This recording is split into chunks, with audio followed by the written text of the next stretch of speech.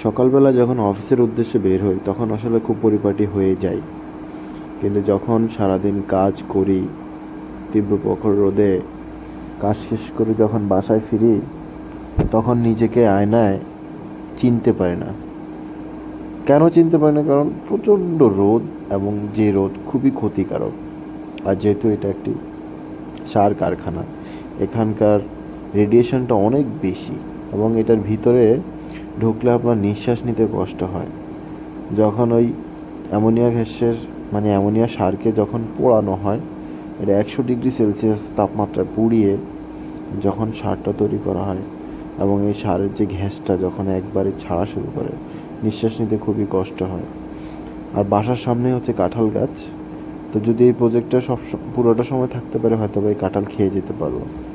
একবারে বাসার সামনে যে কোয়ার্টার, এই কোয়ার্টারে আমি থাকি, তো কোয়ার্টার থেকে বেরোলে হচ্ছে কাঁঠাল গাছটা। ধন্যবাদ সবাইকে ভিডিওটি ধৈর্য